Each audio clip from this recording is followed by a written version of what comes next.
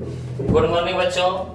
आज हम फिर क्लास 10 का वीवीआई ऑब्जेक्टिव सब्जेक्टिव क्वेश्चन लेके आए हैं और इसके पहले 25 तक क्वेश्चन बता चुके हैं। आज फिर से हम क्वेश्चन नंबर 25 से बताने जा रहे हैं और इसमें देखते हैं कौन कौन सा क्वेश्चन वीवीआई क्वेश्चन है। और आइए आज हम लोग क्वेश्चन को देखते हैं। पहला क्वेश्चन हम लोग के पास है कि घरेलू विद्युत परिपथ में फ्यूज तार का उपयोग क्यों किया जाता है, अथवा फ्यूज तार क्या है। जो हम लोग घर में क्या है, जो फ्यूज तार का उपयोग करते हैं बोर्ड में, वो फ्यूज तार का उपयोग हम लोग क्यों करते हैं, उसका कुछ कारण होगा, इसलिए हम लोग फ्यूज तार का उपयोग करते हैं। तो यहाँ पे बोला गया कि फ्यूज तार का गलनांक बहुत कम होता है। फ्यूज तार का बोल रहे विशेषता भी क्या है, तो हम लोग क्या बोलेंगे कि फ्यूज तार का जो गलनांक होता है वो क्या होता है, बहुत कम होता है, लेकिन प्रतिरोध अधिक होता है। प्रतिरोध क्या होता है, अधिक होता है। तो बोल देगा कि फ्यूज तार का क्या मतलब विशेषता है, तो हम लोग पहला में बोल सकते हैं कि इनकी जो गलनांक है बहुत कम होता है। क्या होता है, बहुत कम होता है, लेकिन प्रतिरोध जो होता है बहुत अधिक होता है, जिसके कारण यदि किसी कारणवश परिपथ में धारा का मान बढ़ जाए तो फ्यूज तार गलकर टूट जाता है। यानी तार में एकाएक कभी धारा का मान बढ़ जाता है तो ये फ्यूज तार क्या होता है, गलकर टूट जाता है। जैसे मान लो कि एकाएक शॉर्ट सर्किट लगा है, जिनके कारण तार में जो होता है, परिपथ में जो होता है, धारा का मान बढ़ जाने के कारण फ्यूज तार क्या होता है, गलकर टूट जाता है, जिससे परिपथ में लगा उपकरण नष्ट होने से बच जाता है। इसी कारण घरेलू विद्युत परिपथ में फ्यूज तार का उपयोग किया जाता है। यानी हम लोग कह सकते हैं कि फ्यूज तार का गलनांक कम होता है। यानी अचानक धारा का मान बढ़ जाए, अचानक यदि हमारे घर में वोल्टेज बढ़ जाता है तो फ्यूज तार का गलनांक कम होता है, यानी टूट जाता है। और प्रतिरोध अधिक होता है, यानी रोकने की क्षमता उसमें ज्यादा होता है, लेकिन गलनांक कम होता है, जिनके कारण फ्यूज तार क्या होता है, गलकर टूट जाता है। और जितना भी हमारे घर में उपकरण लगा हुआ है, बल्ब, पंखा, टीवी, कूलर, सब क्या होता है, नष्ट होने से बच जाता है। इसी कारण हम लोग फ्यूज तार का उपयोग करते हैं। घरेलू विद्युत परिपथ में किसका उपयोग करते हैं, फ्यूज तार का उपयोग। तब बोल देगा कि घरेलू विद्युत परिपथ में फ्यूज तार का उपयोग क्यों करते हैं, तो हम लोग बोलेंगे कि फ्यूज तार का गलनांक कम होता है। फ्यूज तार का गलनांक कम होता है, लेकिन प्रतिरोध अधिक होता है। प्रतिरोध अधिक होता है। यदि किसी कारणवश परिपथ में धारा का मान बढ़ जाए, यदि किसी कारणवश शॉर्ट सर्किट लग गया या तो वज्रपात होता है ना, जो वज्र गिरता है उसके कारण धारा का मान एकाएक बढ़ जाता है, तो परिपथ में यदि किसी कारणवश परिपथ में धारा का मान बढ़ जाए तो ये जो फ्यूज तार होता है क्या होता है, गलकर टूट जाता है, जिसके कारण आगे करंट नहीं जाता है। फ्यूज तार मान लेते हैं हम लोग यहाँ पे लगा हुआ है, ये हमारा बोर्ड है, अब बोर्ड में मान लेते हैं यहाँ लगा हुआ है, तो इसके आगे वाला धारा जाना ही नहीं देता है। और जितना भी ये परिपथ में, ये तार में जितना भी उपकरण लगा हुआ है, टीवी, पंखा, कूलर जो भी लगा हुआ है, वो नष्ट होने से बच जाता है, क्योंकि यही वाला उड़ जाता है तार। फ्यूज तार क्या होता है, गलकर टूट जाता है, जिसके कारण पूरा परिपथ में लगा उपकरण क्या होता है, नष्ट होने से बच जाता है। इसी कारण हम लोग घरेलू विद्युत परिपथ में फ्यूज तार का उपयोग किया जाता है।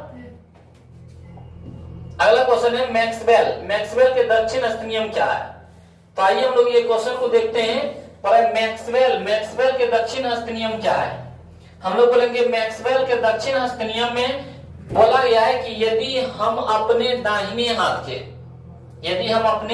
दाहिने हाथ की मुट्ठी में किसी धारावाही तार को इस प्रकार पकड़े कि अंगूठा धारा की दिशा को दर्शाता है, तो इन अंगुलियां चारों ओर उत्पन्न चुंबकीय क्षेत्र को दर्शाता है। मैक्सवेल का दक्षिण हस्त नियम, दक्षिण यानी खै की हाथ, दक्षिण यानी क्या होता है, खै की हाथ। ये बोल रहा है कि किसी चालक को ये मान लेते हैं, जो हमारे पास पेन है ये चालक है, यानी इसमें धारा प्रवाह हो जाता है, इसमें क्या प्रवाह हो जाता है, धारा। और बोल रहा है कि दाहिने हाथ की मुट्ठी में इस प्रकार पकड़ा जाए, इस प्रकार, क्योंकि ये चालक है तो करंट इधर से इधर जाएगा, तो ये इस प्रकार पकड़ा जाए तो अंगूठा किसकी दिशा बता रहा है, धारा की। अंगूठा किसकी दिशा बता रहा है, धारा की। तो इन अंगुलियां चारों तरफ क्या उत्पन्न होता है, चुंबकीय क्षेत्र। क्योंकि हम लोग बचपन में डराया जाता था, ये तो ये हकीकत बात है कि 11,000 वाला जो वोल्टेज तार होता है उसके चारों तरफ क्या आकर्षण करने की क्षमता होता है। बोलता है कि 11,000 वोल्टेज के नीचे ये तार है, यहाँ पे हम लोग जाते हैं, ये क्या है, खींच लेता है। यह क्या कर लेता है, खींच लेता है। यानी तार के चारों तरफ क्या उत्पन्न होता है, चुंबकीय क्षेत्र।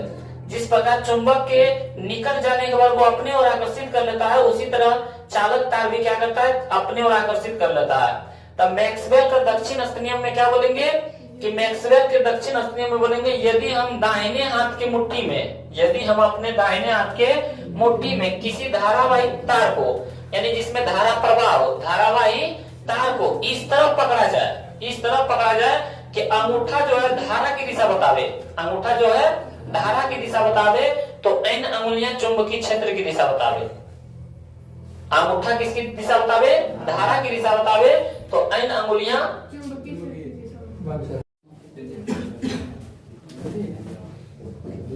अगला क्वेश्चन है हम लोग के पास, फ्लेमिंग के वाम हस्त नियम को लिखें। अब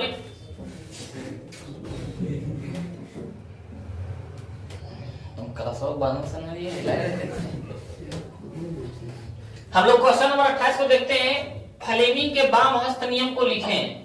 फ्लेमिंग के वाम हस्त नियम यानी जो फ्लेमिंग थे, व्यक्ति थे, वो दाहिने हाथ से लिखे थे, सॉरी बाएं हाथ से, यानी हम लोग का जो लेफ्ट वाला हाथ होता है। तब फ्लेमिंग के वाम हस्त नियम को लिखें तो हम लोग क्या बोलेंगे कि यदि हम अपने बाएं हाथ की 3 अंगुलियां, बाएं हाथ यानी लेफ्ट हैंड, ये जो है अपने बाएं हाथ की 3 अंगुलियां अंगूठा, क्या है, अंगूठा, तर्जनी और मध्यमा को परस्पर लंबवत फैलाएं। यानी इन तीनों को, अंगूठा, मध्यमा और तर्जनी, ये तीनों को परस्पर लंबवत फैलाएं, यानी 90 डिग्री होना चाहिए। कितना डिग्री होना चाहिए, 90 डिग्री परस्पर लंबवत फैलाएं। यदि हम लोग बोलेगा कि फ्लेमिंग है ना, फ्लेमिंग के बाएं हाथ के नियम क्या है, तो हम लोग क्या बोलेंगे कि हम अपने बाएं हाथ के 3 अंगुलियां, अंगूठा, मध्यमा और तर्जनी, अंगूठा, मध्यमा और तर्जनी को क्या करेंगे, यदि हम अपने बाएं हाथ की 3 अंगुलियां अंगूठा, तर्जनी और मध्यमा को परस्पर लंबवत फैलाएं, परस्पर क्या करें, लंबवत फैलाएं, तो जो तर्जनी है चुंबकीय क्षेत्र की दिशा बतावे। जो तर्जनी है, तर्जनी उंगली है ना, ये तो अंगूठा हो गया, ये हम लोग का बीच वाला होता है, ये मध्यमा, और ये जो तर्जनी है, तर्जनी किसकी दिशा को बताता है, चुंबकीय क्षेत्र की दिशा को बताता है। तर्जनी जो है किसकी दिशा बताता है, चुंबकीय क्षेत्र की दिशा बताता है। मध्यमा धारा की दिशा बताता है। ये जो तर्जनी आपका था चुंबकीय क्षेत्र की दिशा बताता है, ये जो मध्यमा है ये धारा की दिशा बताता है, तो अंगूठा जो है वो बल की दिशा को दर्शाता है।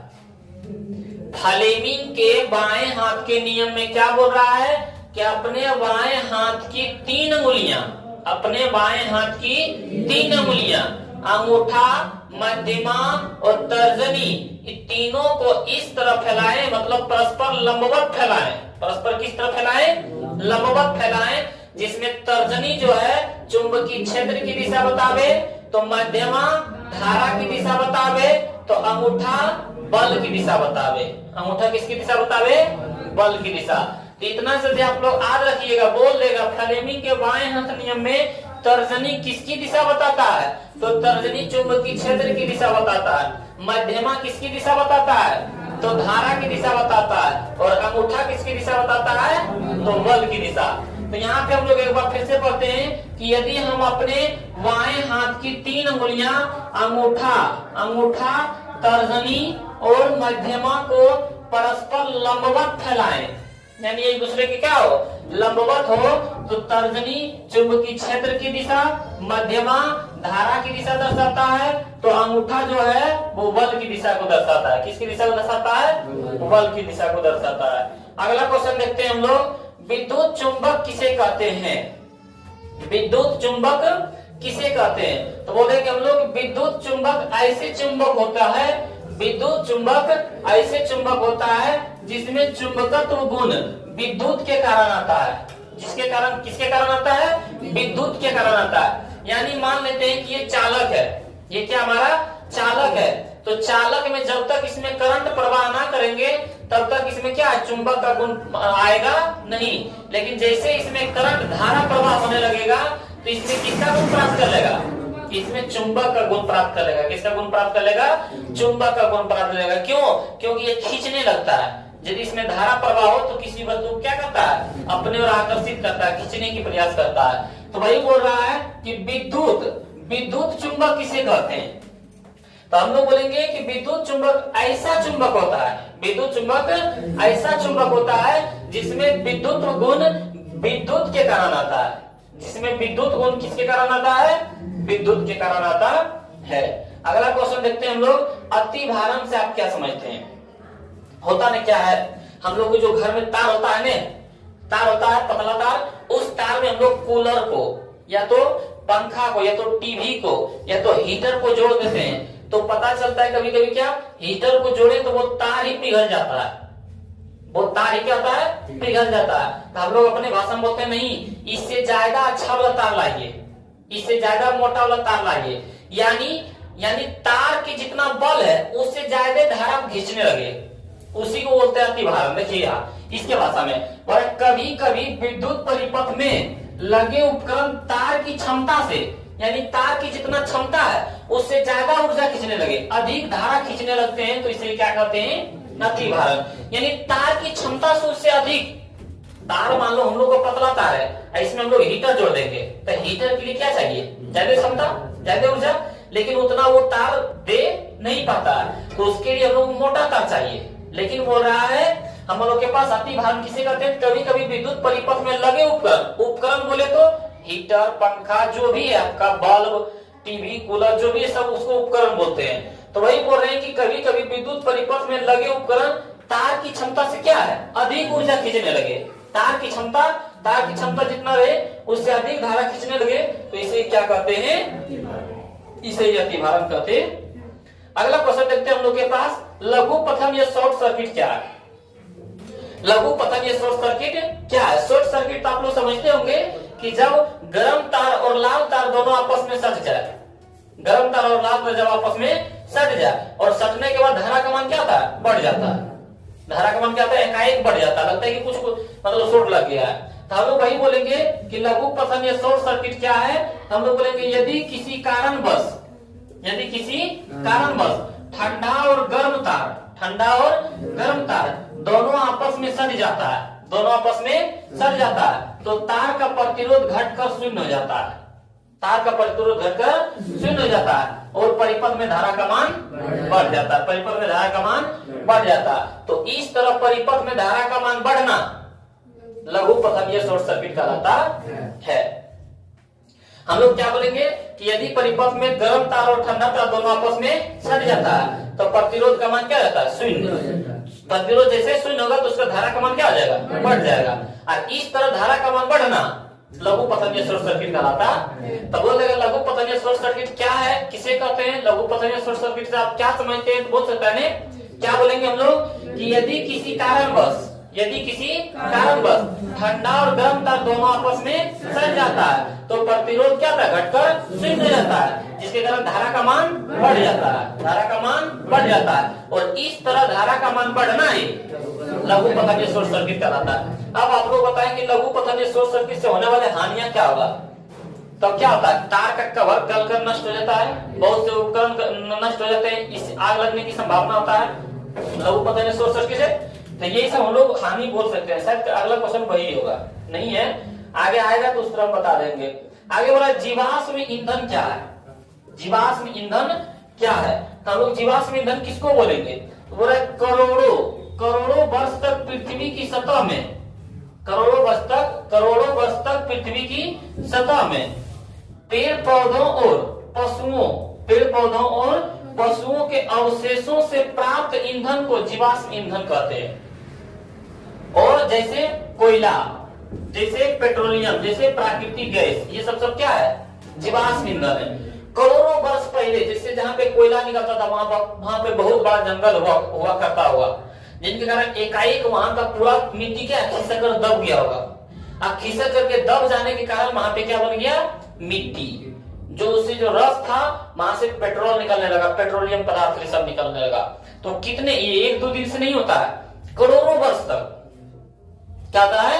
करोड़ों वर्ष तक। वही बोल रहा है करोड़ों वर्ष तक पृथ्वी की सतह में, नीचे पृथ्वी की सतह में पेड़ पौधों और पशुओं के अवशेष, जो भी उसका अवशेष है, पेड़ पौधों और पशुओं के अवशेष से प्राप्त ईंधन ही क्या कहलाता है? जीवाश्म ईंधन कहलाता है। जैसे क्या हो गया? कोयला, पेट्रोलियम और प्राकृतिक गैस, ये सब किसका उदाहरण है? जीवाश्म ईंधन का। ये सारा क्या है? आपका VVI क्वेश्चन है। अगला क्वेश्चन देखते हैं, नाभिकीय संलयन अभिक्रिया। संलयन यानी जुटना, संलयन यानी क्या होता है? जुटना। तो आप लोग याद रखिएगा, संलयन मतलब क्या होता है? जुटना, और विखंडन मतलब टूटना। हम लोग बोलेंगे जब दो हल्के नाभिक जुड़कर, बोलेंगे संलयन मतलब क्या होता है? जुटना। तो जब दो हल्के नाभिक जुड़कर एक भारी नाभिक बनाता है, जब दो छोटे छोटे हल्के नाभिक क्या जुड़कर एक भारी नाभिक का निर्माण करता है, वही बोल रहा है। इस क्रिया को क्या कहते हैं? नाभिकीय संलयन कहते हैं। तो बोल देगा नाभिकीय संलयन अभिक्रिया है। तो नाभिकीय संलयन किसे कहते हैं? तो जब दो हल्के नाभिक जुड़कर एक बड़े नाभिक का निर्माण करता है, तो इसे ही क्या कहते हैं? इसी क्रिया को नाभिकीय संलयन कहते हैं। और इसके लिए अत्यधिक ताप की आवश्यकता होती है। क्या होती है? ताप की आवश्यकता होती है। किसके लिए? नाभिकीय संलयन के लिए। और नाभिकीय विखंडन बोलेगा तो हम लोग क्या बोलेंगे कि जब एक बड़ा भारी नाभिक टूटकर, विखंडन मतलब टूटना, जब एक बड़ा भारी नाभिक टूटकर दो या दो से अधिक नाभिकों का, उसे क्या कहते हैं? नाभिकीय विखंडन अभिक्रिया कहते हैं। तो संलयन में क्या होता है? दो को छोटा छोटा जुड़ के एक बड़ा का निर्माण करे, और विखंडन में क्या होता है? एक बड़ा नाभिक टूटकर दो छोटे छोटे नाभिकों का निर्माण करता है। क्वेश्चन नंबर 34 देखते हैं कि नाभिकीय विखंडन क्या बोला है? नाभिकीय विखंडन किसे कहते हैं? ये समझाए थे। विखंडन यानी क्या होता है? टूटना। विखंडन यानी क्या होता है? टूटना। तो बोला जब एक भारी नाभिक दो हल्के हल्के नाभिकों में टूट जाता है। जब एक भारी नाभिक क्या होता है? दो हल्के हल्के नाभिक में क्या होता है? टूट जाता है। तो इस क्रिया को क्या कहते हैं? नाभिकीय विखंडन कहते हैं। तो नाभिकीय विखंडन में क्या होता है? जब एक भारी नाभिक दो हल्के नाभिक में क्या होता है? टूट जाता है। तो इसे ही क्या कहते हैं? इसे ही हम लोग इसी क्रिया को नाभिकीय विखंडन कहते हैं। इसमें अत्यधिक ऊर्जा की उत्सर्जन होता है, उसमें अत्यधिक ताप की जरूरत होता था, लेकिन इसमें अत्यधिक ऊर्जा का उत्सर्जन होता है, इसमें निकलता है। ऊर्जा क्या होता है? उत्सर्जन होता है। तो ये आप दोनों क्वेश्चन समझ गए होंगे। क्वेश्चन नंबर देखते हैं हम लोग अगला, कि स्वच्छ आकाश का रंग नीला क्यों दिखाई देता है? हम लोग का क्वेश्चन ऑब्जेक्टिव में आता है कि आकाश का रंग नीला क्यों दिखाई पड़ता है? ये तो आकाश का रंग कैसा दिखाई पड़ता है? तो नीला। लेकिन अंतरिक्ष यात्रियों का आकाश कैसा दिखाई पड़ता है? काला। जब हम लोग पृथ्वी पर से आकाश को देखते हैं, कहां से? पृथ्वी पर से। पृथ्वी पर से जब आकाश को हम लोग देखते हैं, किसको देखते हैं? आकाश को देखते हैं, तब कैसा दिखाई पड़ता है? नीला। कैसा दिखाई पड़ता है? नीला। लेकिन जब अंतरिक्ष यात्री को, किसको? अंतरिक्ष यात्री को आकाश कैसा दिखाई पड़ता है? ऑब्जेक्टिव पूछ देगा, अंतरिक्ष यात्री को आकाश कैसा दिखाई पड़ता है? तो काला। ये अंतरिक्ष यानी जो धरती पर नहीं हो, अंतरिक्ष में हो, तब उसको आकाश कैसा दिखाई पड़ता है? लेकिन यहाँ पे क्वेश्चन है, स्वच्छ आकाश का रंग नीला क्यों दिखाई पड़ता है? स्वच्छ आकाश का रंग नीला क्यों दिखाई पड़ता है? तो सूर्य का प्रकाश जब वायुमंडल से होकर गुजरता है, हम लोग क्या है? वायुमंडल में हम लोग का जहाँ ऑक्सीजन भी पाया जाता है उसको क्या बोलते हैं? वायुमंडल। तो ये जो सूर्य का प्रकाश है वो किससे होकर गुजरना पड़ता है? वायुमंडल से होकर गुजरना पड़ता है। तो वायुमंडल में उपस्थित छोटे छोटे धूलकण है, हम लोग के सामने में क्या धूलकण उड़ रहा है, लेकिन हम लोग को दिखाई नहीं पड़ रहा है। छोटे छोटे धूलकण नीले रंग का प्रकीर्णन अन्य रंगों की अपेक्षा अधिक करता है, क्योंकि सूर्य के प्रकाश को श्वेत रंग बोला गया। और श्वेत रंग में कितने रंग होते हैं? 7 रंग। वेनिया पिनाला पढ़ाए थे ना? 7 रंग होता है। तो अन्य रंगों का प्रकीर्णन जो धूलकण होते हैं वो नहीं करते हैं। किस रंग का प्रकीर्णन ज्यादा करता है? नीले रंग का प्रकीर्णन क्या करता है? अधिक करता है। यानी जो नीला रंग होता है वो अधिक विकसित कर देता है, इधर उधर ज्यादा फैला देता है। तो वही बोल रहा है कि जो छोटे छोटे धूलकण है, यानी छोटे छोटे जो ऑक्सीजन है, ऑक्सीजन के अणु है, नाइट्रोजन के अणु है, वो क्या करता है? नीले रंग का प्रकीर्णन अन्य रंगों की अपेक्षा सबसे अधिक करता है। यानी नीले रंग का क्या होता है? प्रकीर्णन अधिक करता है। अन्य रंग यानी 6-7 रंग होता है ना, जो 6 रंग हो गया उससे ज्यादा किस रंग का प्रतिनिधित्व करता है? नीले रंग का अधिक करता है, जिसके कारण नीला रंग पूरा वायुमंडल में क्या होता है? फैल जाता है। हम लोग जब डीजे लाइट में शादी में जाते हैं और डीजे लाइट उधर से लाल लाइट मारता है, सब लोग लाल दिखाई पड़ता है, हरा मारता है तो हरा दिखाई पड़ता है। उसी प्रकार नीले रंग का प्रकीर्णन अधिक करता है, नीले रंग का प्रकीर्णन अधिक करता है, जिसके कारण नीला रंग पूरे वायुमंडल में फैल जाता है। पूरे वायुमंडल में क्या होता है? नीला रंग फैल जाता है, जिनके कारण जब हम लोग ऊपर में देखते हैं आकाश को तो आकाश कैसा दिखाई पड़ता है? हम लोग को वही क्वेश्चन है कि सूर्य का प्रकाश जब वायुमंडल से होकर गुजरता है। क्वेश्चन नंबर 36 देखते हैं। 36 में बोला गया कि विद्युत विभव से आप क्या समझते हैं, इसका SI मात्रक लिखें। विद्युत विभव क्या है? हम लोग देखते हैं कि प्रति एकांक धन आवेश को अनंत से एक बिंदु तक लाने में कार्य किया जाता है। जो कार्य किया जाता है उसे विद्युत विभव कहते हैं। तो बोलेंगे प्रति एकांक धन आवेश को, क्या बोलेंगे? प्रति एकांक धन आवेश को अनंत से एक बिंदु तक लाने में जो कार्य किया जाता है, प्रति एकांक धन आवेश को क्या बोलेंगे? प्रति एकांक धन आवेश को अनंत से एक बिंदु तक लाने में जो कार्य करना पड़ता है उसे क्या कहते हैं? विद्युत विभव कहते हैं। और विभव का SI मात्रक वोल्ट होता है। विभव का SI मात्रक क्या होता है? वोल्ट होता है। उसे किसे सूचित करते हैं? ई से सूचित किया जाता है। तो ये क्वेश्चन नंबर 36 समझ गए होंगे। तो क्वेश्चन नंबर देखते हैं 37। विद्युत बल्ब में निष्क्रिय गैस क्यों भरी जाती है? विद्युत बल्ब में निष्क्रिय गैस क्यों भरी जाती है? अक्रिय गैस या निष्क्रिय गैस किसे कहते हैं? तो जिसके बाह्यतम कक्षा में परमाणुओं की संख्या 8 हो उसे ही अक्रिय गैस या निष्क्रिय गैस कहा जाता। कौन कौन होता है? तो हीलियम, नियोन, आर्गन, क्रिप्टन, जेनन, रेडन, ये सब क्या है? अक्रिय गैस है। तो ऑब्जेक्टिव में पूछ देगा निम्न में कौन अक्रिय गैस है? तो जो इसमें से 6 में से एक रहेगा, हीलियम, नियोन, आर्गन, क्रिप्टन, जेनन, रेडन, 6 में से जो देखना तो ऑप्शन में रहेगा वही अक्रिय गैस है। यदि 6 में से तीनों रहेगा, option A, option B, option C, तो ऑप्शन डी में बात करना इनमें से। आइए हम लोग देखते हैं कि विद्युत बल्ब में निष्क्रिय गैस क्यों भरी जाती है। हम लोग बोलेंगे कि विद्युत बल्ब का फिलामेंट टंगस्टन का बना होता है। बोल देता ऑब्जेक्टिव में कि विद्युत बल्ब का फिलामेंट किससे बना होता है? तो टंगस्टन का। किसका बना होता है? टंगस्टन का। अगर वायु के उपस्थिति में फिलामेंट से विद्युत धारा प्रवाहित किया जाता है तो वायु में उपस्थित ऑक्सीजन से ऑक्सीकृत होकर फिलामेंट टूट जाता है।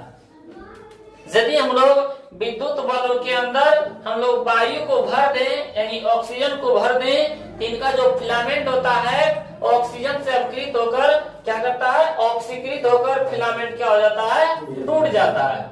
इसी कारण हम लोग क्या है? बिजली के बल्ब में हम लोग ऑक्सीजन गैस नहीं भर सकते हैं। और बोला अतः फिलामेंट को टूटने से बचने के लिए, फिलामेंट को क्या है? टूटने से बचने के लिए ही विद्युत बल्ब में निष्क्रिय गैस भरा जाता है। क्योंकि निष्क्रिय गैस क्या होता है यहाँ पे? क्योंकि निष्क्रिय गैस किसी से अभिक्रिया नहीं करता है और फिलामेंट सुरक्षित रहता है। हम लोग क्या बोलेंगे कि विद्युत बल्ब में निष्क्रिय गैस क्यों भरी जाती है? तो हम लोग बोलेंगे विद्युत बल्ब का फिलामेंट टंगस्टन का बना होता है। विद्युत बल्ब का फिलामेंट टंगस्टन का बना होता है। अगर वायु के उपस्थिति में फिलामेंट से विद्युत धारा प्रवाहित किया जाए यानी वायु उसमें भरा रहे तब बल्ब को मतलब जलाया जाए, वही बोल रहा है वायु की उपस्थिति में फिलामेंट में क्या किया जाए? विद्युत धारा प्रवाहित किया जाए तो यह वायु में उपस्थित ऑक्सीजन से अवकृत होकर, वायु में उपस्थित ऑक्सीजन से अवकृत होकर फिलामेंट क्या जाएगा? टूट जाता है। इसे बचाने के लिए क्या बोलेंगे? अतः फिलामेंट को टूटने से बचाने के लिए ही विद्युत बल्ब में निष्क्रिय गैस भरी जाती है। और निष्क्रिय गैस इसलिए भरी जाती है ताकि ये किसी से विक्रिया नहीं करता है, जिससे यह सुरक्षित रहता है। इसलिए वो क्या है, विद्युत बल्ब में निष्क्रिय गैस भरी जाती है। अगला देखते हैं क्वेश्चन, विद्युत तार की 3 प्रमुख विशेषता लिखिए। विद्युत तार की, जिसको विद्युत तार, हम अभी विद्युत फ्रिज में पढ़े थे ना, विद्युत फ्रिज में क्या पढ़े थे, इसका गलनांक बहुत कम होता है, प्रतिरोध बहुत अधिक होता है, और ये उपकरण को नष्ट होने से बचाता है। यही पढ़े थे। देखिए यही क्वेश्चन है कि फ्यूज तार के 3 प्रमुख विशेषता निम्न है। इसका गलनांक कम होता है, अभी पढ़े थे क्वेश्चन। इसका प्रतिरोध उच्च होता है, और यह परिपथ को सुरक्षा प्रदान करता है, यानी उपकरण को नष्ट होने से। फ्यूज तार होता है ना, देखो मेरा लगा हुआ है कि नहीं, मेरा अच्छा वो थी लगा हुआ है, ऊपर नीचे में क्या होता है, एमसी है ना, वो उसी क्या आता है कि लाइन मतलब शॉर्ट सर्किट लगने के कारण क्या आता है, कट्टे गिर जाता है, जिसके कारण उपकरण नष्ट होने से बच जाता है। और फ्यूज तार भी क्या करता है, पतला तार आता है, 1-2 तार आता है, जिसके कारण अचानक धारा का मान बढ़ जाता है, तो वो तार क्या होता है, गलकर टूट जाता है। क्यों? क्योंकि इनका गलनांक कम होता है और प्रतिरोध उच्च होता है। मतलब सोचो कि हम लोग पतले दुबले हैं और अंदर में खून नहीं है, तो सोचते हैं आओ कोई भी उठा बैठ देंगे किसी को भी, लेकिन ताकतवर के सामने में जाओ तो उठा के गर्दन बैठ देगा। तो उसी फिलामेंट में फ्यूज में हुई होता है। फ्यूज का प्रतिरोध उच्च होता है, आम किसी को रोक लेंगे, जैसे धारा बढ़ता है ना गलकर, जिससे क्या होता है, परिपथ को सुरक्षा प्रदान करता है, यानी परिपथ में उपकरण को नष्ट होने से भी बचाता है। ये बहुत बार क्वेश्चन पूछा गया ये सब, और ये क्या है, सारा याद रखना है। आगे बढ़ा, उत्तल दर्पण का उपयोग बतावे। क्या बोल रहा है, उत्तल दर्पण का उपयोग। और उत्तल दर्पण का उपयोग कहाँ करते हैं, मोटर वाहनों में साइड मिरर के रूप में और सड़कों पर रोशनी करने में। जो हम लोग मोटरसाइकिल चलाते हैं, जो साइड में आईना लगा रहता है, उसमें कौन दर्पण रहता है, ऑब्जेक्टिव में पूछ देगा कि वो मोटर वाहनों में है तो मोटरसाइकिल में है, तो मोटर वाहनों में जो साइड मिरर के रूप में उपयोग किया जाता है वह कौन सा दर्पण है, उत्तल दर्पण। सड़कों पर जो रोशनी करने के लिए लाइट रहता है उसमें भी वो दर्पण रहता है।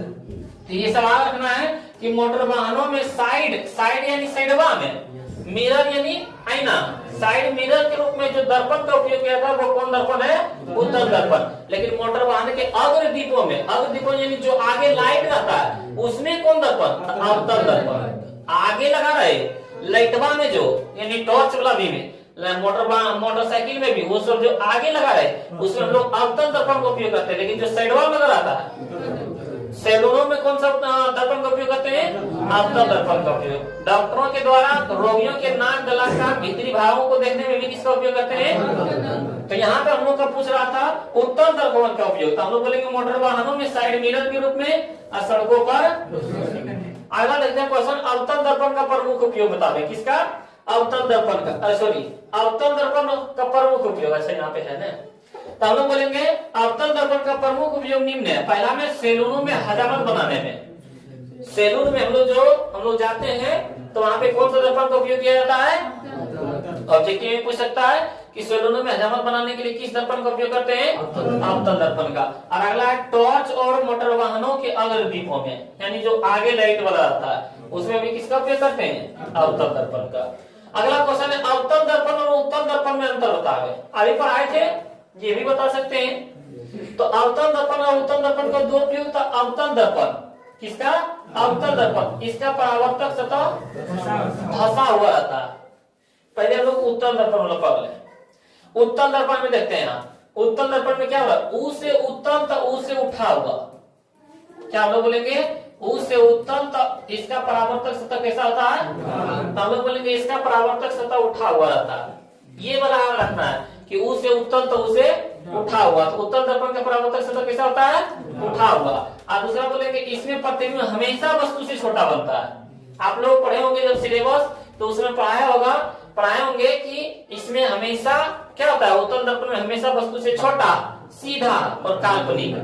उत्तल दर्पण के लिए हम लोग एक ही बात पढ़े थे, हमेशा, क्या बोलेंगे, हमेशा दर्पण के पीछे, क्या पढ़े थे, दर्पण के पीछे, दर्पण के पीछे वस्तु से छोटा,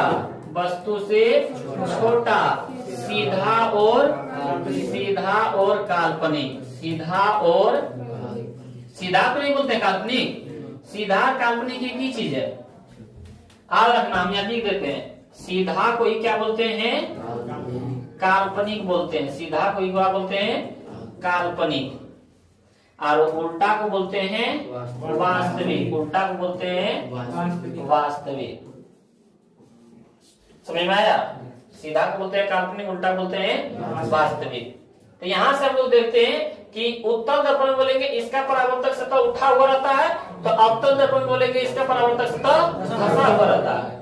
इसमें प्रतिबिंब हमेशा वस्तु से छोटा बनता है उत्तल दर्पण में, लेकिन अवतल दर्पण में बोलेंगे छोटा, बराबर, बड़ा, तीनों तरह का बनता है। इसमें केवल काल्पनिक प्रतिबिंब बनता है, लेकिन अवतल दर्पण में बोलेंगे काल्पनिक और वास्तविक दोनों प्रतिबिंब बनता है। इसमें प्रतिबिंब हमेशा दर्पण के पीछे बनता है, लेकिन उसमें आगे पीछे दोनों तरफ बनता है। तो आइए उसका भी देखते हैं। इसमें देखिए बोला गया है कि इसका परावर्तक सतह धंसा हुआ रहता है। इसमें प्रतिबिंब छोटा, बड़ा और बड़ा वस्तु के बराबर तीनों तरह का बनता है। इसमें वास्तविक और काल्पनिक दोनों प्रतिबिंब बनता है। इसमें प्रतिबिंब आगे पीछे दोनों तरफ बनता है।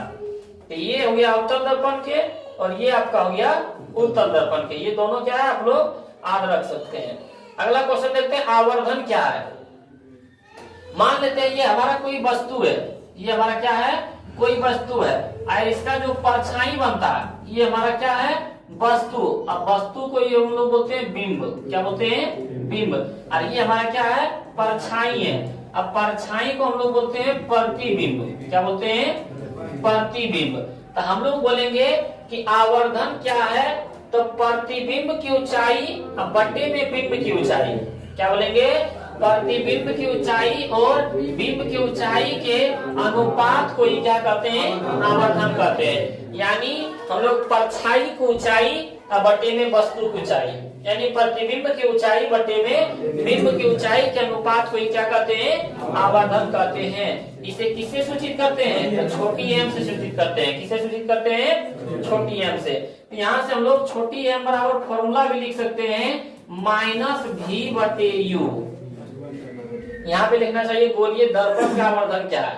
दर्पण में बोलेगा तो माइनस, दर्पण में बोलेगा तो माइनस। ये किसके लिए है, दर्पण के लिए। बोलिए दर्पण में m बराबर कितना होता है, -v/u। लेकिन लेंस में, किसमें, लेंस में, तो m बराबर v बटे u होता है। लेंस में होता है प्लस।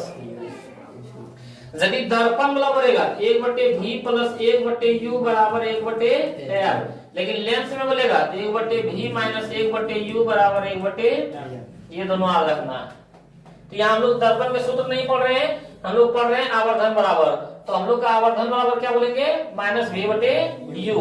और एक फॉर्मूला और लिख सकते हैं, h1/h2। एक फॉर्मूला और लिख सकते हैं, प्रतिबिंब की ऊंचाई। क्या बोलेंगे, प्रतिबिंब की ऊंचाई।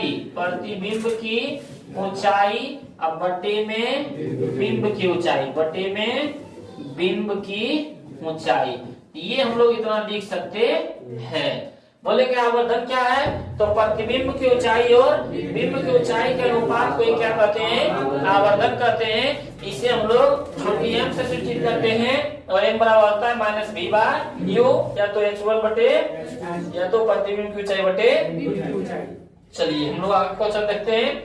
मोटर वाहनों में साइड मिरर के रूप में उत्तल दर्पण का उपयोग क्यों किया जाता है। अभी हम पढ़े थे, मोटर वाहनों में साइड मिरर के रूप में किस दर्पण का उपयोग करते हैं, उत्तल दर्पण का उपयोग। बोला उत्तल दर्पण का उपयोग क्यों करते हैं, क्योंकि अभी हम लोग पढ़े थे उत्तल दर्पण में हमेशा वस्तु से छोटा, सीधा और काल्पनिक।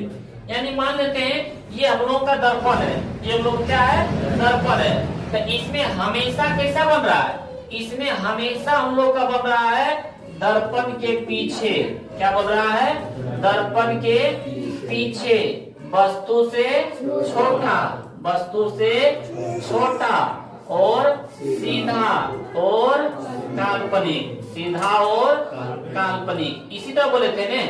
लेकिन समतल दर्पण में क्या बनता है, सीधा तो बनता है लेकिन वस्तु के बराबर बनता है, वस्तु के बराबर बनता है।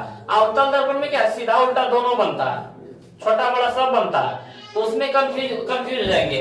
लेकिन हम लोग क्या, जो मोटरसाइकिल चलाते हैं उसमें दर्पण छोटा सा होता है। दर्पण क्या होता है, छोटा सा, अब पीछे जितना भी गाड़ी आ रहा है उसको सबको देखना है, तो सब तो दिखा जाएगा समतल दर्पण में भी, लेकिन उसमें प्रतिबिंब बराबर बनता है। कैसा बनता है? बराबर, यानी एक गाड़ी का भी उसमें प्रतिबिंब बन नहीं पाएगा। लेकिन उत्तल दर्पण का उपयोग इसलिए करते हैं क्योंकि दर्पण के पीछे बनता है वस्तु से छोटा, वस्तु बड़ा है तो वो कैसा दिखाई पड़ेगा? छोटा। सीधा भी दिखाई पड़ेगा, जिसके कारण अनुमान लगा लेंगे कितना दूरी पर है, तो ये भी हम लोग अनुमान लगा लेंगे। यानी पीछे हमारे 100 गाड़ी है, वो भी क्या हम लोग छोटे दर्पण में देख सकते हैं। क्यों? क्योंकि हर एक वस्तु का प्रतिबिंब कैसा बन रहा है? छोटा बन रहा है।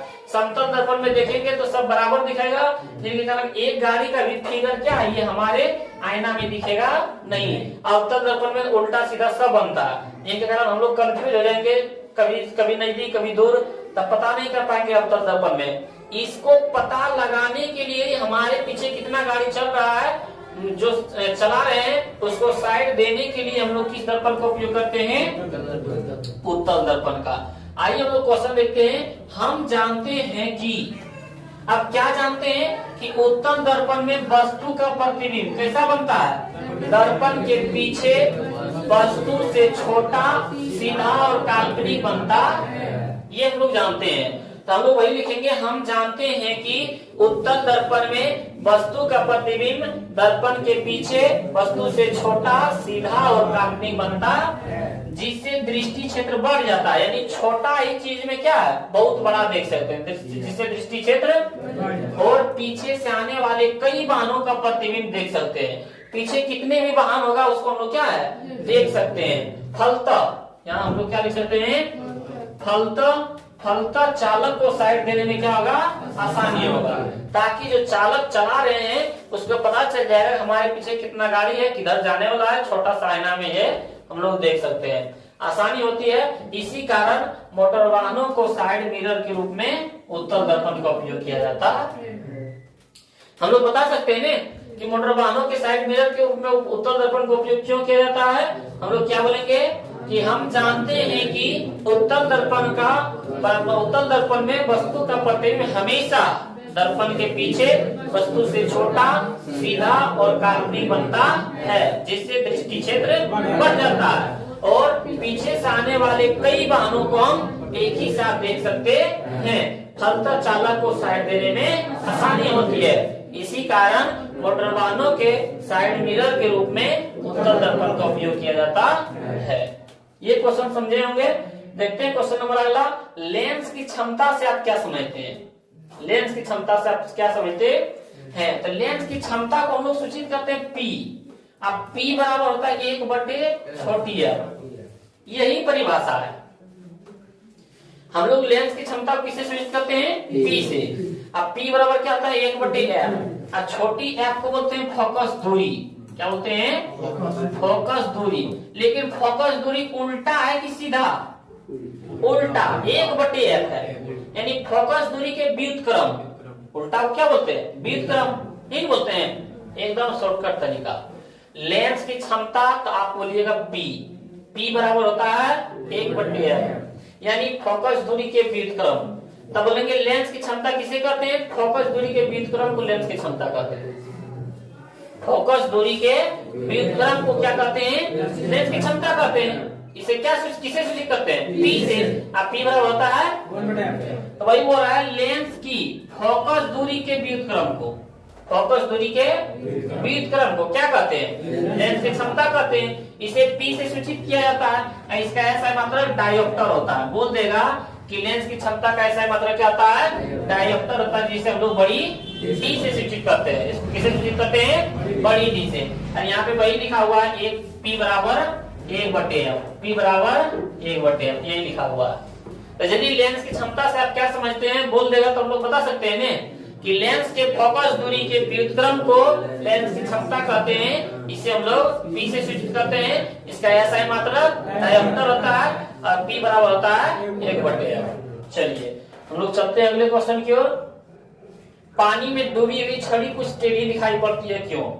आप लोग ध्यान दिए होंगे कि ये हमारा एक बाल्टी है, ये हमारा क्या है? बाल्टी है। और इस बाल्टी में यदि हम लोग का पास पानी रहता है, क्या रहता है? पानी रहता है। और इसमें यदि हम लोग छड़ी को डुबाते हैं तो ये छड़ी क्या है, कुछ टेढ़ी दिखाई पड़ती है। क्या दिखाई पड़ती है? कुछ टेढ़ी दिखाई पड़ती है। ऐसा क्यों? कुछ टेढ़ी दिखाई पड़ती है, ऐसा क्यों होता है? या तो हम लोग बाल्टी में हम लोग रखते हैं, या तो कुआं को हम लोग जब देखते हैं दोपहर में, तब कुआं का पानी लगता है कि थोड़ा सा ही है, लेकिन जब कूदते हैं तब पता चलता है क्या, बहुत है, यानी गहराई उसका कम मालूम पड़ता है। ऐसा क्यों? जब हम लोग पानी से भरी बाल्टी में सिक्का को डालते हैं तो सिक्का अपने स्थान से कुछ ऊपर उठा हुआ दिखाई पड़ता है। ऐसा क्यों? ये सारा बात एक ही क्वेश्चन में है। तो हम लोग देखते हैं कि बोलेंगे कि पानी में डूबी हुई छड़ी कुछ टेढ़ी दिखाई पड़ती है। आप लोग ऐसा करके देखिएगा घर में कि जब हम लोग भरी बाल्टी में पानी रहेगा और उसमें डाल देंगे छड़ी, कुछ देर के बाद 10-15 मिनट के बाद जब पानी शांत हो जाएगा तो पता चलता है हमारा छड़ी क्या है, सीधा नहीं दिख रहा। जितना में पानी है उतना लगता है टेढ़ा। ऐसा क्यों? हम लोग देखते हैं जब हम लोग कोई वस्तु को देखते हैं, मान लेते हैं यही वस्तु को देख रहे हैं, ये वस्तु हम लोग को कब दिखाई पड़ता है? जब हमारे आंख से प्रकाश किरण निकलता है, इस वस्तु से टकरा कर फिर हमारी आंखों तक आ जाता है, तब हम लोग को दिखाई पड़ता है। तब हम लोग को क्या करता है, दिखाई पड़ता है। उसी प्रकार जब पानी से भरी बाल्टी में छड़ी को देखते हैं, किसको देखते हैं? छड़ी को देखते हैं, तो छड़ी कहाँ डूबी हुई है? पानी में। तो पानी हो गया मेरा सघन माध्यम। कैसा हो गया? पानी हमारा कैसा माध्यम है? सघन, यानी सघन यानी बोले तो गाढ़ा। और ये हवा है, क्योंकि हमारा आंख कहाँ है? हमारा आंख कहाँ है? हवा में है। तो हवा हो गया क्या? विरल, क्योंकि हवा होता है पतला। क्या होता है? पतला। और पानी होता है गाढ़ा। हवा के अपेक्षा कड़े है ना। ध्यान से देखिएगा, सिर्फ समझिए। जब हम लोग देखते हैं इधर से नहीं, जब हम लोग मान लो कि वस्तु को देखें, छड़ी को, तो छड़ी से टकराया मेरा प्रकाश में खोला और यहां से फिर टकरा के कहा? आंख पर पहुंचेगा। तो टकराया जब, तब कहां था? पानी में। कहां था? पानी में। पानी बोले तो सघन माध्यम, पानी बोले तो सघन माध्यम, सघन बोले तो भीड़, गाढ़ा है ना। जब हम लोग भीड़ में रहते हैं तो धीरे धीरे चलते हैं। किसे चलते हैं? लेकिन जैसे भीड़ से हटे तो स्पीड भाग जाते हैं। तो यहाँ जैसे अभी हम लोग गाढ़ा में, तब धीरे धीरे चलेंगे। कैसे चलेंगे? धीरे धीरे। लेकिन जैसे पानी से हटते हैं तो लंब से दूर मुड़ जाते हैं। लंब से दूर मतलब भाग जाते हैं स्पीड से। इसी कारण ये माध्यम चेंज होने के कारण ही कैसा दिखाई पड़ता है? टेढ़ी दिखाई पड़ती है। हम लोग बोलेंगे कि जब, समझना, जब पानी में डूबी हुई छड़ी को देखते हैं, तब, जब पानी से भरी बाल्टी में डूबी हुई छड़ी को देखते हैं तो उसका प्रकाश किरण सघन माध्यम से विरल माध्यम में प्रवेश करता है। पानी हो गया सघन, अब हमारा हवा हो गया, हमारा आंख हवा में होता है। तो जब सघन माध्यम से विरल माध्यम में प्रवेश करता है तो ये लंब से दूर मुड़ जाता है, क्योंकि भीड़ से खाली में जा रहा है तो लंब से दूर मुड़ जाता है, जिसके कारण हम लोग को कैसा दिखाई पड़ता है? टेढ़ी। मतलब पानी से भरी बाल्टी में डाला गया छड़ी कैसा दिखाई पड़ता है?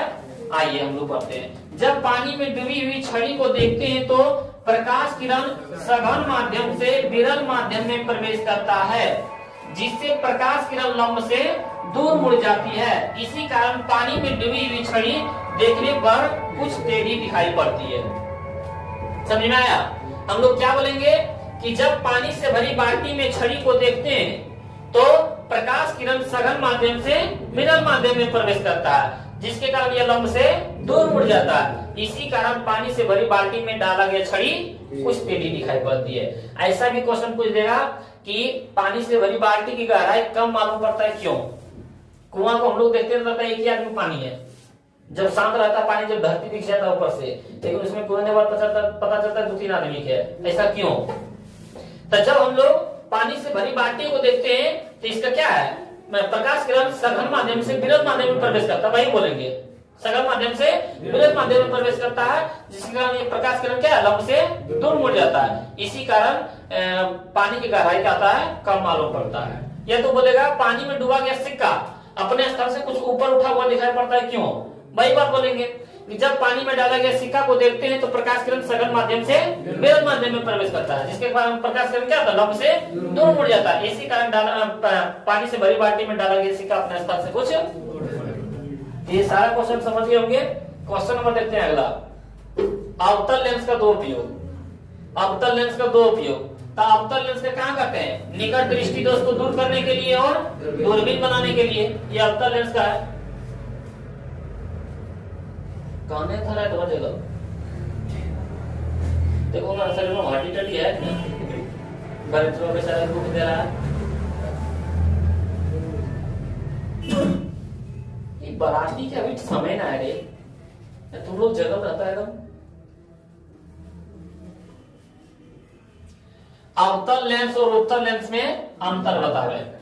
तो अवतल लेंस देखो इस तरह होता है, अवतल लेंस सॉरी उत्तल लेंस, ये क्या है, उत्तल लेंस, और ये हमारा हो गया अवतल लेंस। ये क्या हो गया हमारा, अवतल लेंस। तो इसमें देखते हैं इसका किनारा क्या है, पतला, लेकिन इसका किनारा मोटा, इसका बीच का भाग मोटा, इसका बीच का भाग पतला। तो हम लोग यहाँ देखते हैं इसके शीर्ष नुकीला होता है, किसका, उत्तल लेंस का, और इसका बीच का भाग मोटा होता है। यही तो दो अंतर हो गया। अवतल में बोलते हैं कि इसका शीर्ष मोटा होता है, इसका बीच का भाग पतला होता है। तीसरा बोलेंगे इसमें प्रतिबिंब वस्तु से छोटा, बड़ा या बराबर बनता है। हम लोग अभी उत्तल दर्पण और अवतल दर्पण पढ़े थे।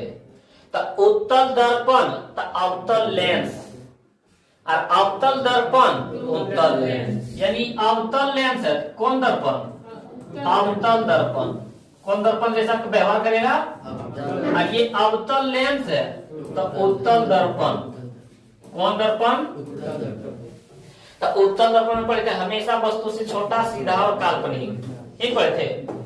अवतल दर्पण में पढ़े थे छोटा, बड़ा, बराबर, आगे पीछे, उल्टा सीधा सब तरह बनता है।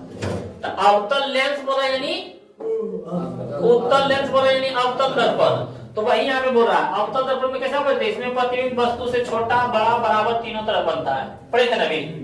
तो अवतल दर्पण में पढ़े थे तो वो उत्तल लेंस हो गया। इसका फोकस वास्तविक बनता है, इसका फोकस कैसा बनाता है, वास्तविक यानी उल्टा बनाता है। इसमें काल्पनिक और वास्तविक दोनों प्रतिबिंब बनता है। अवतल दर्पण दोनों प्रतिबिंब बनता था ना, उल्टा भी और सीधा भी। तो जो अवतल दर्पण वो उत्तल लेंस।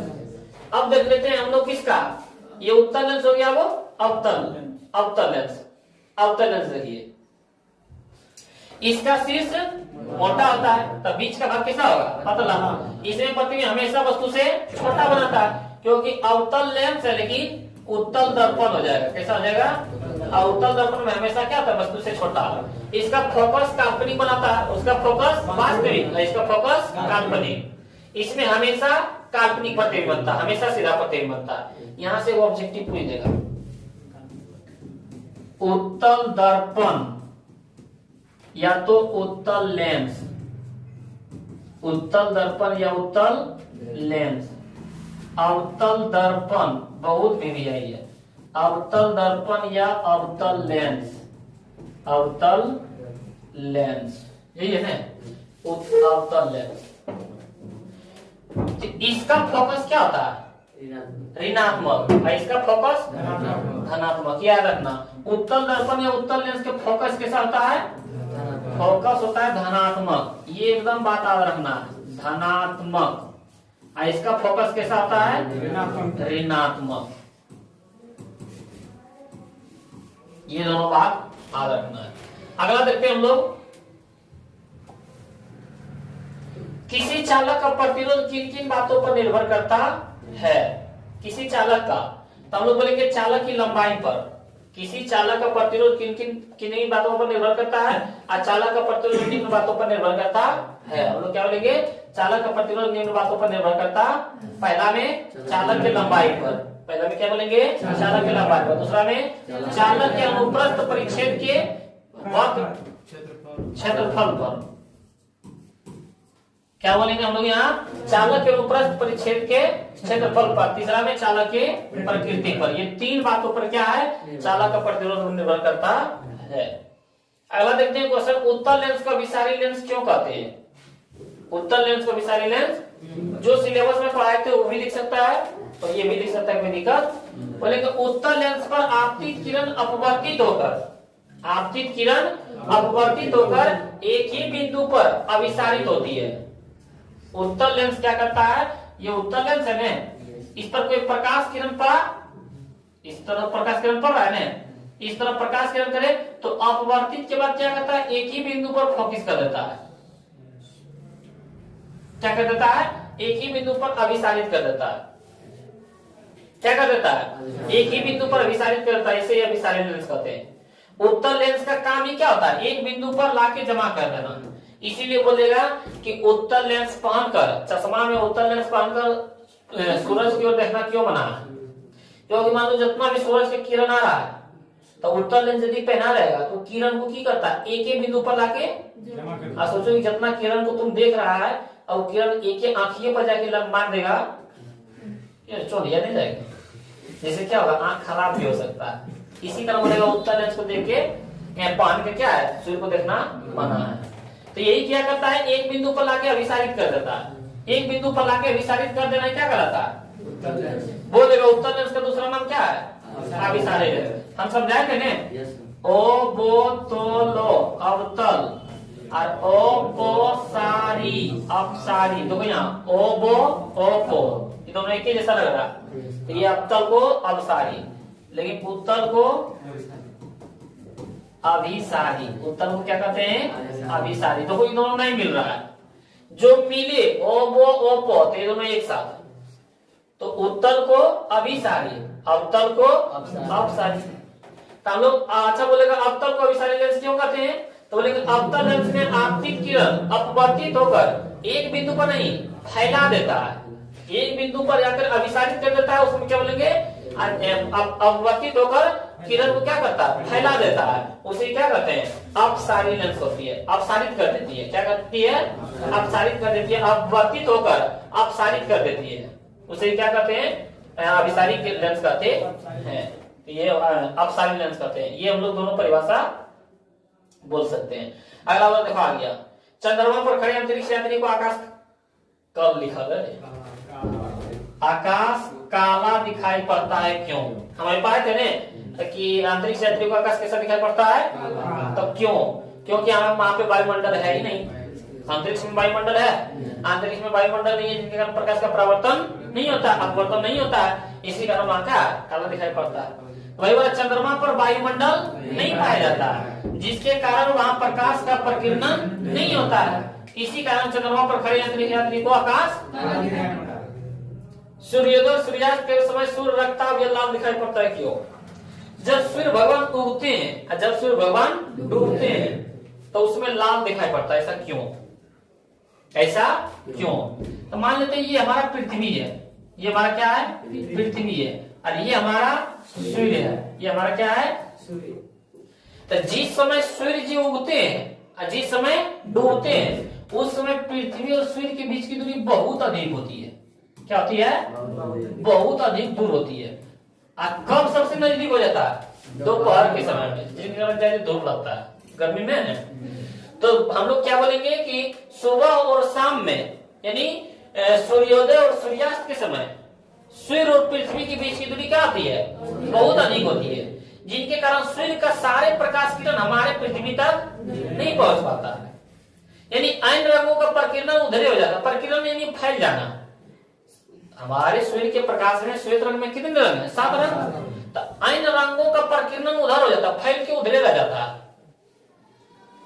जितने भी रंग है क्या है उधर ही, लेकिन लाल रंग का प्रकीर्णन कम होता है। बोलेगा किस रंग का प्रकीर्णन, यानी इधर उधर नहीं बिखरता है ज्यादा, लाल रंग। लाल रंग हमारे सीधे आंखिए तक पहुंचेगा। लेजर लाइट देखना लाल रंग के बनाएगा, बड़ी लेजर लाइट चलाता है, तुम कैसे जानिए।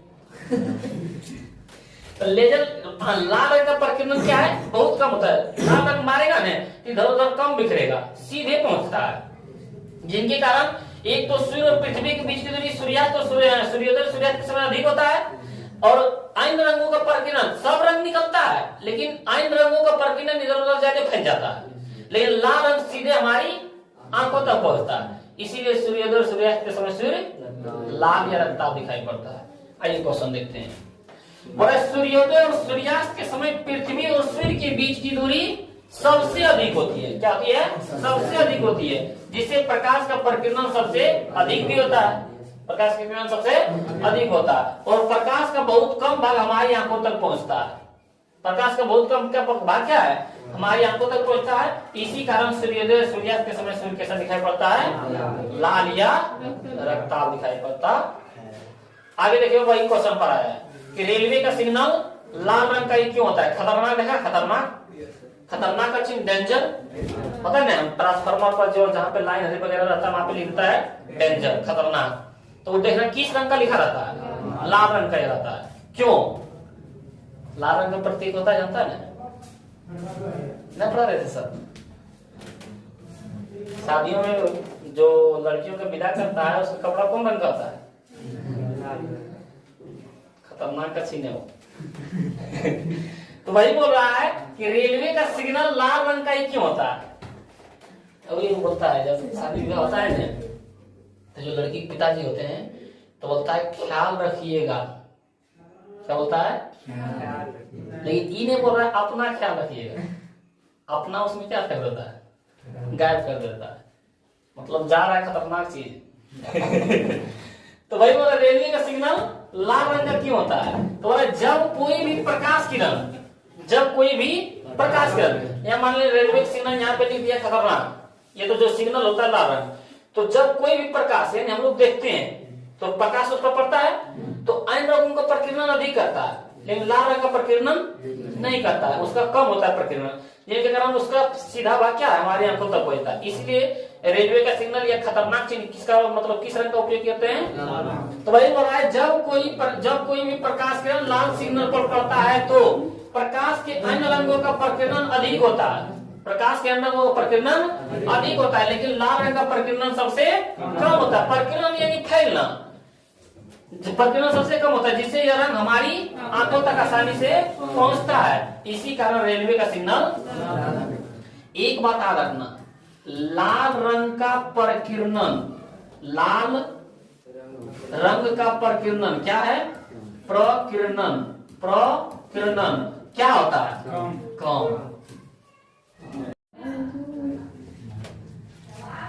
क्वेश्चन देखते हैं, टिंडल प्रभाव क्या है? टिंडल प्रभाव क्या है? तो हम लोग बोलेंगे किसी कोलाइडी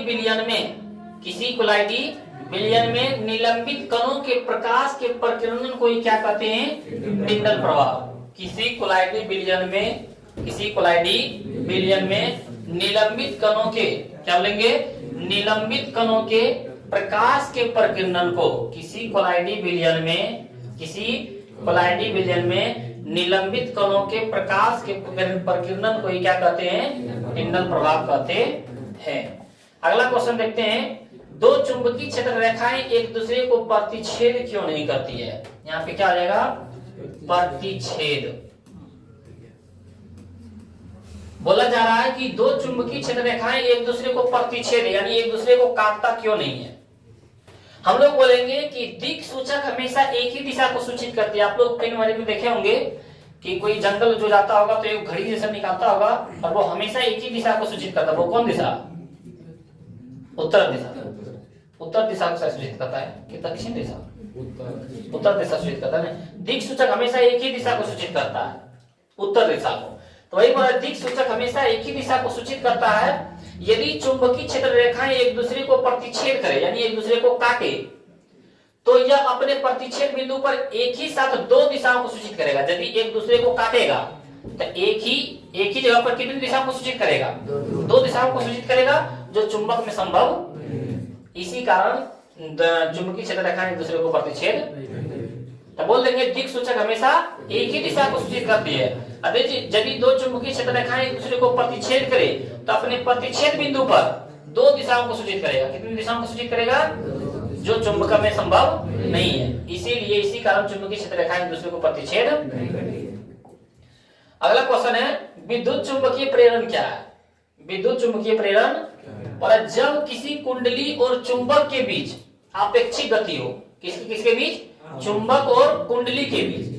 जब किसी कुंडली और चुंबक के बीच आपेक्षिक गति होती है तो कुंडली में विद्युत धारा प्रेरित होती है। तो कुंडली में क्या प्रेरित होती है?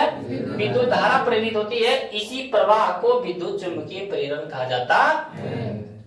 जब किसी कुंडली और चुंबक के बीच आपेक्षिक गति हो, जब किसी कुंडली और चुंबक के बीच आपेक्षिक गति हो, तो कुंडली में क्या प्रवाहित होता है? विद्युत धारा प्रेरित होती है। क्या प्रेरित होती है? विद्युत धारा प्रेरित होती है। इसी प्रवाह को क्या कहते हैं? विद्युत चुंबकीय प्रेरण कहा जाता।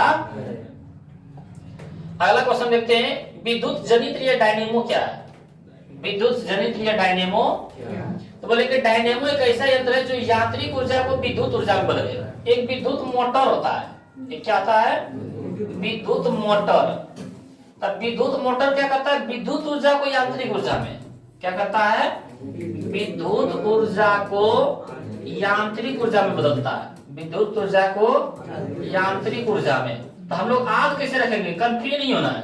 यहाँ तो कोई स्टार्ट हो रहा है विद्युत ऊर्जा, यहाँ तो कोई विद्युत मोटर, दोनों स्टार्ट हो तब विद्युत ऊर्जा किसको बदलता है? विद्युत ऊर्जा बोल रहे हैं तब विद्युत ऊर्जा को विद्युत मोटर बोल रहे हैं, तब विद्युत मोटर स्टार्ट किससे हो रहा है? विद्युत ऊर्जा को यांत्रिक ऊर्जा में। तो ऑब्जेक्टिव में पूछेगा विद्युत ऊर्जा को यांत्रिक ऊर्जा में, तो मतलब विद्युत ऊर्जा, तब विद्युत मोटर कहते हैं। विद्युत ऊर्जा को यांत्रिक ऊर्जा में बदलता है तो वह क्या है? विद्युत मोटर। लेकिन यांत्रिक ऊर्जा को विद्युत ऊर्जा में बदले तो डायनेमो। वही देखो लिखा है, डायनेमो एक ऐसा यंत्र है जो यांत्रिक ऊर्जा को विद्युत ऊर्जा में बदले। अब विद्युत ऊर्जा को यांत्रिक ऊर्जा में बदले तो विद्युत मोटर। अगला क्वेश्चन देखते हैं, लघु पतन या शॉर्ट सर्किट से होने वाले हानियों का वर्णन करें। हम बताए थे लघु पतन या शॉर्ट सर्किट में क्या होता है? जब गर्म तार और लाल तार दोनों आपस में सट जाता है तो प्रतिरोध का मान शून्य हो जाता है, धारा का मान बढ़ जाता है। और इस तरह का धारा का मान बढ़ने क्या कहता है? लघु पतन या शॉर्ट सर्किट कहलाता है। इसे हानि की बताए थे, जब गर्म तार और लाल तार सट जाता है तो तार का कवर क्या गल जाता है, तो उपकरण नष्ट हो जाते हैं, आग लगने की संभावना अधिक होती है। तो वही लघु पतन और शॉर्ट सर्किट से होने वाले हानियां निम्न है। तार का कवर गलकर नष्ट हो जाता है, इससे आग लगने की संभावना बहुत अधिक होती है और परिपथ में लगे उपकरण नष्ट हो जाते हैं। शॉर्ट सर्किट से यही होता है ना, तार के कवर कर जाते हैं, आग लगने की संभावना होती है। और जितने भी उपकरण लगा रहता है, पंखा, कूलर, टीवी जितना रहता है सब क्या होते हैं? आगे बोला विद्युत मोटर, देखिए आगे गया। तब विद्युत मोटर एक ऐसा यंत्र है जो विद्युत ऊर्जा को, विद्युत मोटर बोला है तो विद्युत ऊर्जा शुरू में, तब यांत्रिक ऊर्जा में ऑब्जेक्टिव में भी पूछ देता है। अगला है विद्युत धारा की प्रबलता से आप क्या समझते हैं?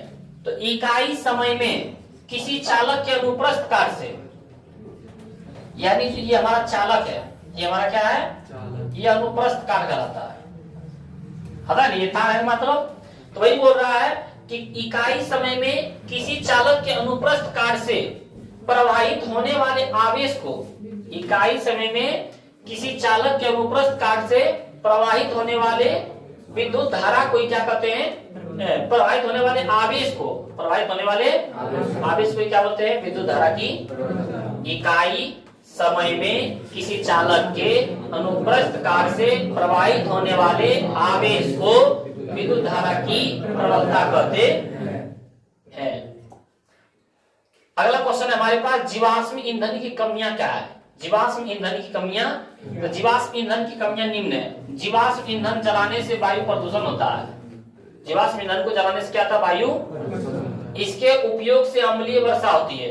इसके जीवाश्म ईंधन के उपयोग से क्या होती है? वर्षा अम्लीय हो जाती है। और इसके उपयोग से ग्रीन हाउस प्रभाव उत्पन्न होता है। किसके उपयोग से? जीवाश्म ईंधन के उपयोग से। तो इसमें हम लोग क्या बोलेंगे? प्रदूषण अधिक होता है, प्रदूषण अधिक होता है, वर्षा अम्लीय हो जाता है, और हम लोग बोलेंगे ग्रीन हाउस प्रभाव अधिक प्रभाव होता है। अगला प्रतिरोध क्या है? इसके सूत्र एवं मेसाई मात्रा लिखे। तब प्रतिरोध क्या करे? जो धारा के विरोध कर दे। तो वही बोल रहे चालक पदार्थ का वह गुण जो पदार्थ से होकर प्रवाहित होने वाला धारा को क्या करे? चालक पदार्थ का वह गुण है, चालक पदार्थ का वह गुण है जो उस पदार्थ से होने वाले प्रवाह की धारा को क्या करते हैं? विरोध करते हैं। उसे क्या कहते हैं? प्रतिरोध करते हैं। ऐसे प्रायः किसे सूचित करते हैं? बड़ी आर से सूचित करते हैं। इसका सूत्र क्या था? आर बराबर v टाई। ऐसा मतलब क्या होता है? ओम। सर पहले क्वेश्चन पढ़ाए थे नहीं? और प्रतिरोधकता का ऐसा मतलब क्या होता है? ओम मीटर। क्या होता है? अगला क्वेश्चन देखते हैं, उत्तल लेंस के 2f तथा यह वक्रता केंद्र पर रखे बिंब के प्रतिबिंब बनाने के रेखा चित्र खींचे। यह प्रतिबिंब की प्रकृति, आकार और अवस्था बताएं। अच्छा, कौन दर्पण है हमारे पास? उत्तल लेंस।